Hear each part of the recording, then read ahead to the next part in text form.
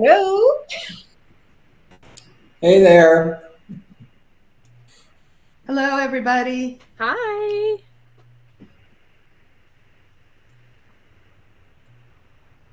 So here we are. Yep. Let's talk about magic and tarot. Well, that's my Oh, here we go. Watch out. An introduction. Well, who wants to lead? So, You can start. Yeah, you can start. So let's start with the introduction to each of your books, and perhaps a bit about your spiritual and magical backgrounds. Do you want me to go? Okay, I'll go. Let's do this thing. Hi, I'm Ethany. I'm a tarot reader. I'm a modern witch. I'm a all-around diviner, and I have Your Tarot Court, which is my first book with Llewellyn, and Tarot Grimoire, which is coming out this August. My background in magic was coming from a very, like, I want to say traditional, but Wicca is not traditional. It's a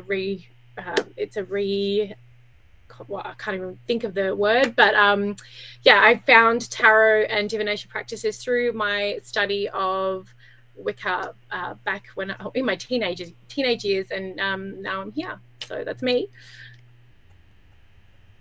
All right, I'll go next. Hi, everybody. I'm Sasha Graham, and I am a tarot deck creator and a tarot book writer. I think I've written and created something like over 10 titles for Llewellyn, and I love making tarot universes. And I'm just delighted to be here today, and it's great to see everybody. Okay, well, I'm Alaric, and I also have written a few Llewellyn books. In the past, I've known mostly for my work with Anglo-Saxon spirituality and as far as divination and magic with runes. But that was not the first thing I learned. When I first got into witchcraft, the first technique I learned involved playing cards, ordinary everyday playing cards. And it took me a while, but I decided this is something I wanted to share with the world. So my book, Fortune in Your Hands, is coming out hopefully in June, possibly July, and it's all about divination with playing cards. And the nice people at Llewellyn asked me to come and be part of this. So I'm the one person not talking about tarot. I'm also the one person who can't get into a women's only group. But I do know Lilith, and she's awesome. And these other two women I've known for a very short period of time, but they seem equally brilliant. So I'm looking forward to this discussion today. Yay. Thank you so much. And thank you everybody else who's on the panel. I'm excited to meet Ethany and Sasha. We've never met before, even in cyber world. So this is wonderful. I'm Lilith Dorsey. That's the name my parents gave me. So I guess Lilith being my name, I've always been a witch. I feel like there's definitely a long history there. But since this is about tarot, my new book, Tarot Every Which Way, is coming out with Llewellyn in the beginning of June. And I've been a tarot reader for over 4 decades now, probably about 35 years professionally. So I'm excited to be here and hear what everybody in the audience wants to know about. By the way, I love your title. I wish I had come up with that title. Thank you. Thank you.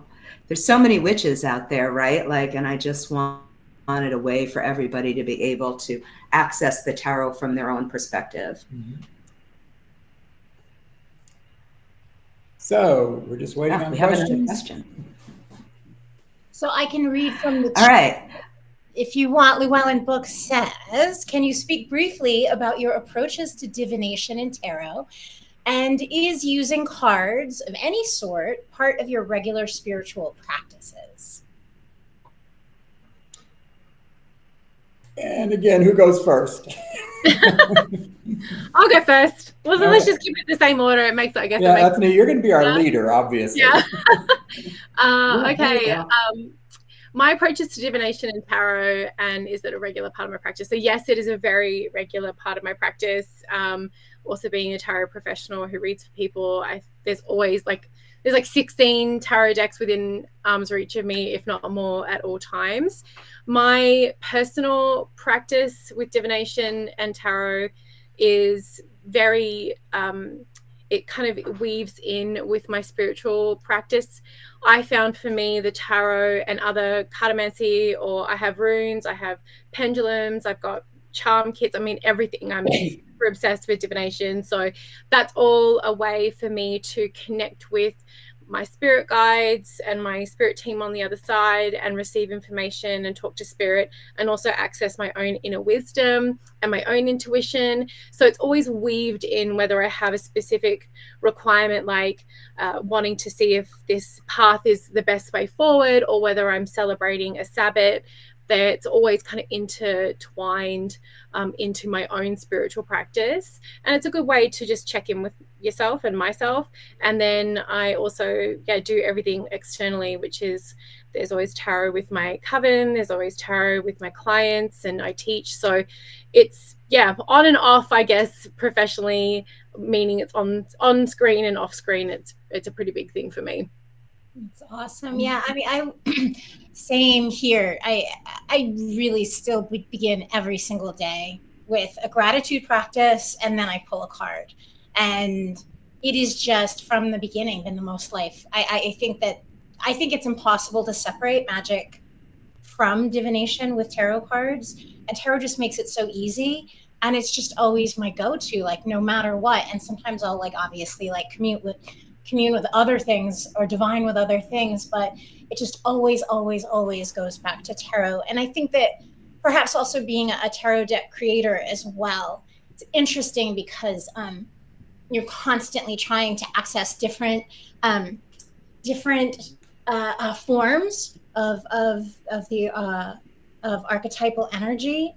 So it's kind of also always mutating in interesting ways out of myself, but then also communicating with me sort of from the outside. So but definitely a daily practice every day. I'm actually kind of glad to hear you guys talking like this. I don't feel quite so much as the outsider now, because I could say something very similar. I love working with playing cards for both magic and divination. But I also, obviously, I do runes, because like I said, that's sort of what I was known for up until this newest book is coming out. Have a pendulum. I use what I need, and sometimes I just let my intuition guide me that I need to go to this, or I need to go to this, because that's going to give me the best answer. I mean, you guys know every form of divination, it's like they each speak their own language a little bit.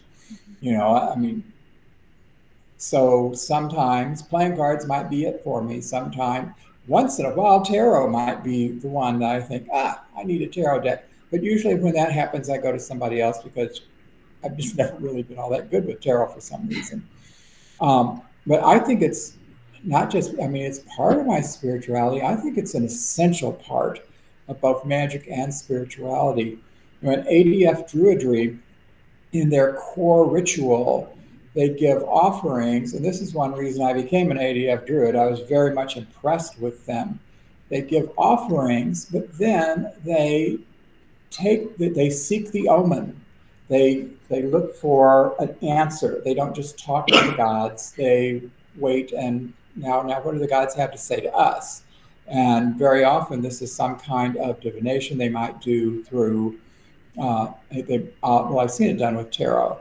They might use runes, or if they're doing a Greek style ritual, they might use the Olympian oracle.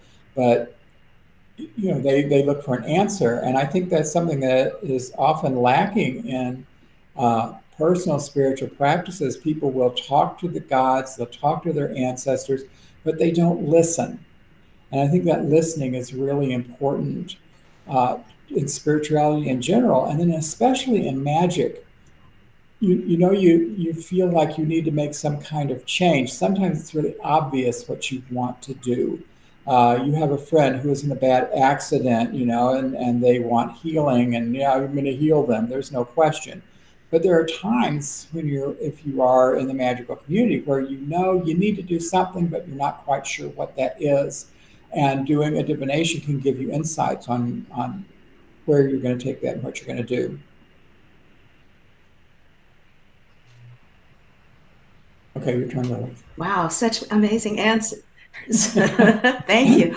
I feel like I should sing. I feel like I should be like, Tarot, where would I be without you? Because I feel like just as being a reader for all these years and a professional reader for all these years and a writer, I feel like so much of my practice is connected to tarot, and not just the traditional ways in which I think a lot of people think of it, having a question, getting an answer. I participated in a spoken word poetry event the other night that was all about tarot. And I just have to read you this line that I think speaks to my divination practices. The cards are chameleons transforming themselves into whatever need is at hand, and also phoenixes allowing the reader to fly forward through the flames of whatever situation is enslaved inside. So for me, it's both of those things, right? Like I can be this chameleon when I'm looking at the cards and sort of fitting myself into the situation and seeing how my spirits see it. I read cards almost every day, seeing how this Orisha, Loa, gods, goddesses from the decks that I use are trying to tell me things. My ancestors can access me through the cards. So it's just so important to me. And I honestly don't know where I would be without it. Yeah, I feel very similar. I don't know where I would be without it either. Right? Well, I really like the idea of talking to you guys and about the deal of using different types of divination, because it does give you, obviously you have to start somewhere. So if someone's new to everything, you want them to start one type of divination. You want them to learn that. But I think as time goes on, if you're really an adept, it's good to learn different methods. Because again, like I said, they're different languages, so they can speak to you in different ways. It just gives you more versatility. I love the fact that I have these options, that I can, I can pull runes. Runes for me, tend to be more deeper spiritual questions, whereas when I'm using playing cards, they are more like, should I go out tonight or should I stay home? I mean, it's real practical, real world sort of things. So, the types of questions that I have will influence what form of divination I use. Since I have the floor, because I'm sure one question that is in some people's minds, like, why don't I do tarot?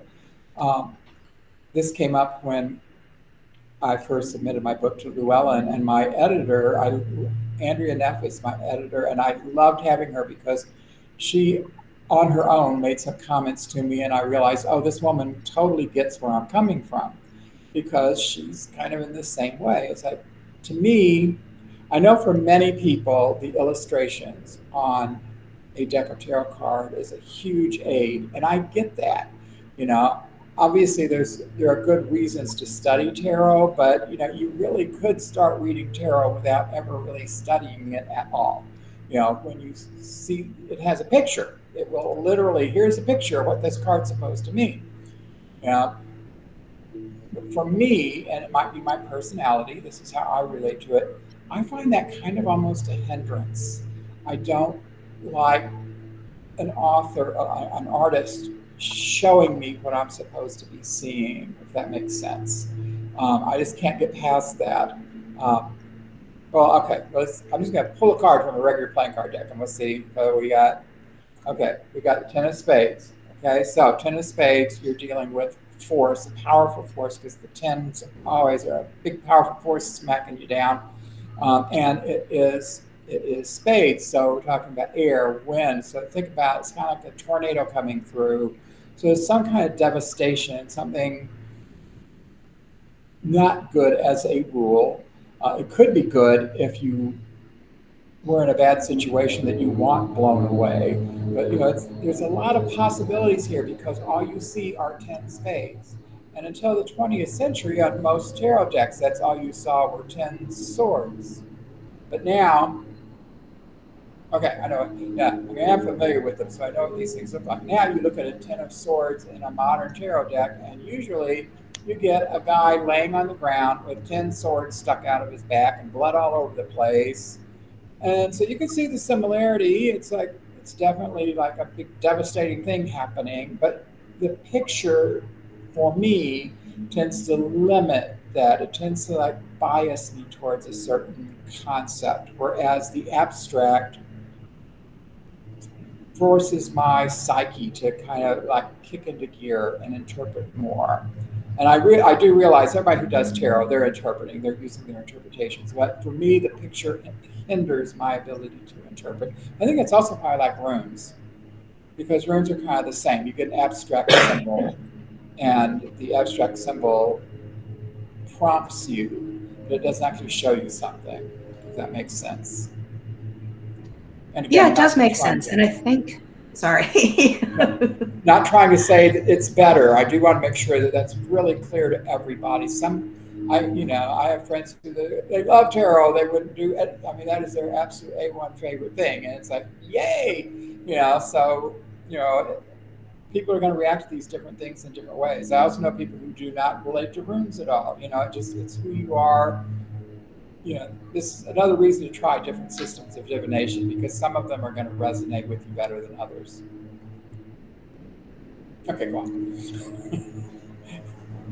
No, I agree. And I think that it sort of dovetails into this question that we have in the chat about, do you think symbols have a hard and fast meaning? And I think it's easy for people when they're starting out with tarot to get wrapped up in whatever it is on that deck that's in front of you, and there's another question in there about what was my first deck. My mother had this amazing first edition, don't go rob her, but hardcover top, book and deck. And for me, those were the images, but it was really just a portal, a gateway to what I was seeing. And I see that when I'm reading playing cards, or even when I'm using runes or something like that. I think that there's this interplay, this balance between what I'm interpreting and what is the given hard and fast rule, because there's no hard and fast rules. Yeah. I don't know what Sasha and Ethany think, but I always, for myself and my divination and tarot practice, I always liken it to a layer cake, because I love cake. And for me, the bones of, or I guess the skeleton, this is a bone cake for some really weird reason, but like the base yes. of the foundation of the cake is always the core meanings of the cards. When I learnt the cards, I was taught as a diviner. That was my background. That was how I was taught. So the meaning of the cards as they are traditional, or how they have evolved. And then it goes sort of like, then the layer of your intuition on top of that. And then there's obviously the context, the question for your client, your parent. And then it might be the symbolic language or other information that you're getting at the time. So for me, I always see the symbols or runes or anything I'm working with as a layered approach, as a multifaceted approach. We are very multifaceted beings. There's not one like layer to us, so therefore there isn't to any type of reading. And so for me, that's how I approach it. And my favorite card, suit, or rune, I love the sword suit. I'm a Gemini, and I think that in the swords, with ideas, communication, with the harder cards, I think that's when we really find out a lot about ourselves. So yeah, that's me. What about you, Sasha? That's awesome. Well, I love symbols on tarot cards because I think that they're a great entry point. And I think that even when you've been reading cards for decades, sometimes you look at a card and see all the stuff going on it. And I love using any symbol that catches my attention as my landing spot and my way kind of into the card. Obviously, as far as hard and fast meanings, absolutely not. Absolutely not. But yeah, and as far as my favorite suit, I live for wands. I pulled a card before the beginning of this, and the Queen of Wands came up, and I was like, "Yes, Queen! Like, perfect." Yeah, I mean, they exhaust me, but they invigorate me too. So, We had another question. I know there's been like a lot. So I've had Becca asked, do you also use oracle cards in your practice alone or along with your tarot readings? Someone else asked that as well. Like, do you use multiple divination systems in your readings and in your magic? And yeah, maybe we can answer that. I can go first again if you want. Yeah, sure. I definitely use everything, and sometimes, depending on the reading, I'll use just tarot. I love to wrap up things usually with an oracle card. I learned around the same time as tarot, I learnt the Lenormand, so I know that language very well, and the playing cards as well, because it does translate to a lot of fortune telling cards. I love to throw runes, witches runes or runes over a reading, or charms, or use a pendulum, crystals. Like I will use like pretty much anything in my readings and in my magic. And I work in my new book, which is coming out, Tarot Grimoire. You're going to be working with a whole lot of different modalities for tarot readings and magic, and yeah, so I'll use it all. When does your new book come out? It's in August this Okay. year. Yeah. Oh, I've got some. This is just exciting news. I just think it's really cool and kind of fortuitous. I'm doing this today. Today is also the day that that Fortune in Your Hands goes to press. Today, we are finally done with all the editing stuff and the design work and everything. And today, it's being sent off to the printer. So, very excited about that. And Congratulations. Congratulations, I said. yeah. Thanks. And anyway, Ben, it's like, this is really awesome too. I just want to share it because I think it's so cool. My friend Wen, she's a young lady here in Dubuque, and I love her so much. I mean, I swear I would leave my husband for her, except her husband would probably beat me up if I did that. Yeah, but she's absolutely wonderful, a brilliant young woman. And she gave me a present. It was right before I went off to PaganaCon. She gave me a deck of playing cards to celebrate my new book coming out. You know, so you think, big a deal, a deck of playing cards. Yeah, yeah, yeah. She had it specially made, and on the back of each card is the cover of the book. Isn't that awesome? Wow. This is what the book is going to look like. And it's like, what I learned from this, I did not need a special divination. From this, I learned I have the most awesome friends. So I was just very excited about that. I wanted to show off my little playing card deck with the cover on the back. And when I was at PaganaCon, I showed it to everybody at Llewellyn, including the artist who designed the cover, who is Kevin Brown, who's amazing. And want to get his name out there as much as I can because he's one of those people who really helps me with my books, but he doesn't get his name on the cover the way I do. So people should know who he is. He's a fantastic artist. Well, I feel like that about my editor, Becky Zins, who I think I've had on every single book I've ever written for Llewellyn. I don't know if you guys have worked with her. She's amazing. It's so much that goes into writing books and creating decks that people don't see. So yeah, like big shout I've had some different editors, but to Walk a Pagan Path, I had Andrea Neff, and I got her for this book also. And like I said, she sent me an email when she found out she was going to be editing the book, and things she said in her email, I realized this is going to be great. She's going to be the perfect editor for me. And I absolutely love her, partly because she's tough. It's like if there's anything questionable in my book, she will pin it down. I quoted Pythagoras. It was like a really common Pythagoras quote about how numbers are the basis of everything. And I just said, in the 6th century, Pythagoras said blah, blah, blah. And she said, no, if you're quoting him, you have to give me a source. Like, what? So I started looking for it. And, this quote is everywhere. Everyone quotes this man saying it. But I learned the most interesting thing. Nobody knows anything about Pythagoras. Even the big old Pythagorean theorem that you learned in school, it's attributed to him. Pythagoras is like Santa Claus. It's like this legendary figure that all sorts of things are attributed to him, but nobody actually knows anything about him. So, that may not seem like a big deal, but to me, it's a big deal. I love it when I have an editor that will catch me on little details like that, rather than it go out into print, and then like 2 years down the line, somebody like slammed my book because I said something that just really wasn't true. You know what I mean? So yeah, Andrea Neff, she is a great editor. I have thoroughly enjoyed working with her. At the time, of course, since when she was editing my book, I kind of wanted to kill her because that's how the process works. But overall, she's been awesome. That's great. All right, we've got another question here from Llewellyn Books. Many of you have written books inspired by the tarot, spreads, recipes, activities, etc. How do you use tarot cards to inspire these and other daily activities? Well, my book, I'll start. My book, which just went to print, Tarot Every Which Way, is all about recipes. I designed tarot gardens, which I did have a bit of back and forth with my editor, Heather Green, who's going to care about that. And then I went and judged the New Orleans Spring Garden Show and said, anybody who has a garden is going to want to do a tarot garden. Sometimes you got to stand up for your work. Or even a flower pot, or even just, right?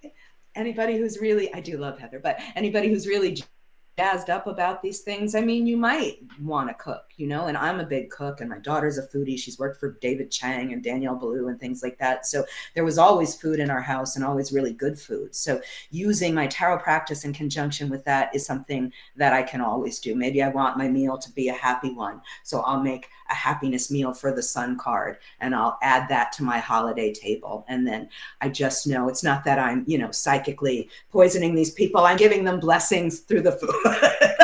So I tell them what's in it. They don't have to eat it. But that's just something I do.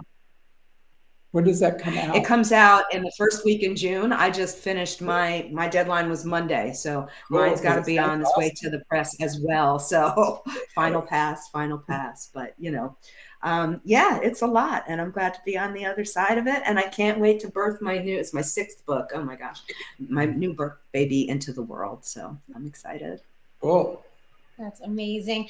I love cooking with tarot.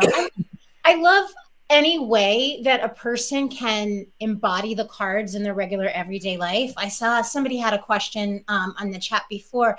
How can you memorize? What's an easy way to memorize meanings of the cards?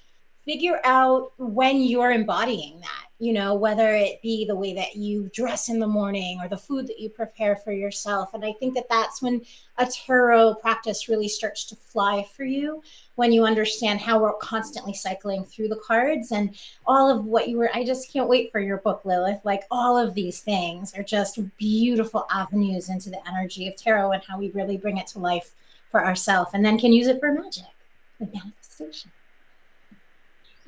Thank you.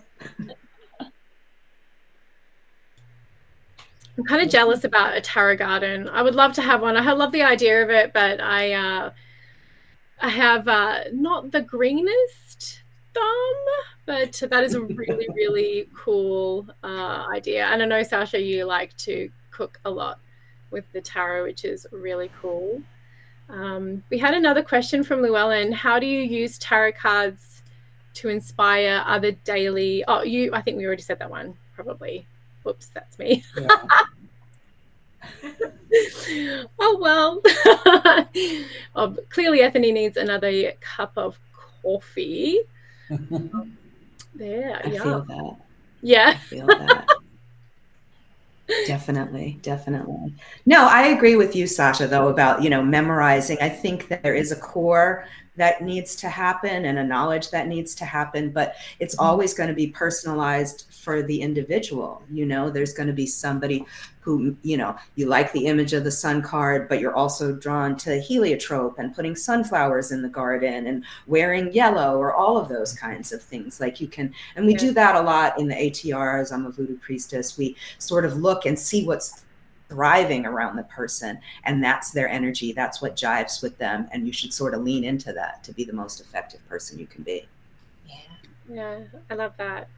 There's a comment, and I really feel passionately about this, so I'm going to see if I can squeeze it in. So Rosemary's saying, what are the panel's thoughts on should you buy or be gifted your own tarot deck? I wish this thing would die. Like, I wish someone would take this opinion outside and set it on fire. Talk about all those wands.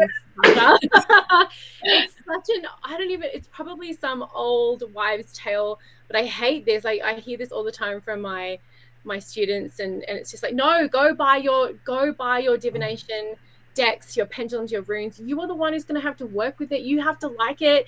You're not going to work with a butt ugly deck that you don't vibe with. Like, you need to be able to engage with this tool. Like, go buy your stuff, support your local businesses. But yeah, I wish someone would just go and like, go die. Great. Somebody just asked me just yesterday. She's like, I bought a deck, and was it wrong of me? And I'm like, no. Thank you. Yeah, agreed. 100% Yeah. down with that. It absolutely lingers. It's crazy. And then someone also said, do you have a favorite tarot card? What about you, Lilith? Do you have a favorite tarot card? I mean, I'm in 2 decks, so I got to give a shout out to those creators. I'm in the Tarot of the Burrows as the High Priestess, and I'm in the Melonade Stand Tarot as the Hierophant, which, if anybody knows me, those are like the 2 cards that I would be completely. So I would say those are probably my 2 favorite, but I love all of them. I mean, it's like picking a favorite child, right? Mm-hmm. Yeah, it can be really difficult. What about you, Sasha? Do you have a favorite card? Yeah, I lately have been jiving very hardcore with the World card. Yeah, so I would say that's a top card for me. What about you? Yeah, I don't know if playing cards really lend themselves to a favorite card, really, but there is if after you've worked with them for a while, I'm sure tarot works the same way. Well, I know it is because I have friends who do tarot and we talk about this stuff. But there are cards in a playing deck from that they start to take on a life of their own. They take on a meaning of their own. When I'm reading for myself, when I'm laying out cards for myself, if the 7 of Hearts comes up, that's me. I mean, if I'm reading for somebody else, it's not them, it's not me. It's only when I'm reading for myself, it's me. And there are other cards that just Wynn's husband, he's the Jack of Hearts. Comes up in a reading, that's him. So cards will come on, they'll come to mean specific people or have specific meanings that are unique to me because, and I try to emphasize this in my book, it's like, that's the thing when you're writing a book about tarot or playing cards, any other form of divination, it's like, yeah, you're reading the book. Now, when you're finished reading the book, stop reading the book. Read the cards. Because the cards should be speaking to you. If the cards are speaking to you, some of those cards are going to develop. You're going to develop a unique relationship with them. It doesn't mean but I don't think with playing cards that I have any that are favorites that I like more than others, but they do take on specific meanings. And sometimes those meanings change depending on whether I'm reading for me or for somebody else.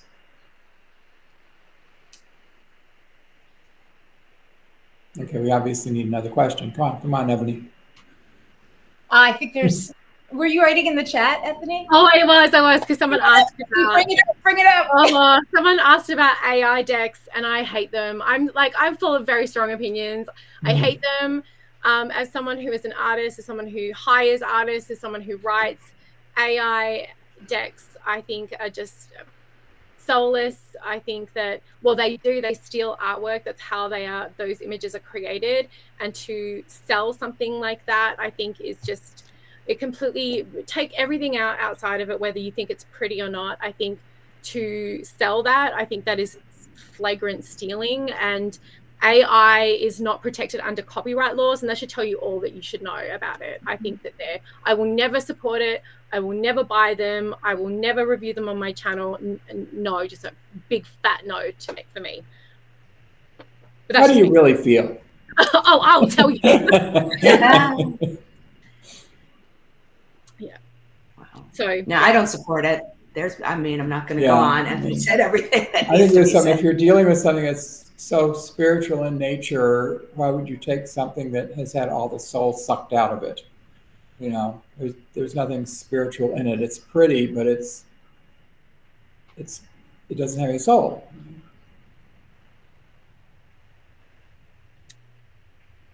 Oh, here we go. Llewellyn saying we've got one final thing. Yes, one that you want folks to know about divination, tarot, witchcraft, and magic. So I guess I'll wrap up mine. That there is no one right way to do your magic, your tarot, your divination, your runes, your practice. I adhere to treat others how you want to be treated. My favorite saying is don't be a see you next Tuesday. So I'm Australian, but I don't want to offend anyone by saying the word. But there's no one right way. Well, if you're listening to yourself and honoring yourself and your energies, then go and have fun. Don't take everything too seriously. That's me. Yay, I love that. Everything Anthony says, everything. My parting thought on that is that tarot and magic, it really works. And I think that sometimes we forget how easy it is and that we have so many tools in front of us. But tarot and magic, and it really works. And if it doesn't, then there's a very good reason for it. There's something else coming down. So do it. Like, go out, make your magic in the world. Search, learn, create those things, and use the cards. They're there to help you. Yeah. I like what you said with do it, because that is exactly what my message would be. Don't just read about it. I mean, do read our books, because you're looking at 4 really good authors here who have some great books. So read those books. But after you've read the books, do it. I run into people who they have read and read and read, but what do they do?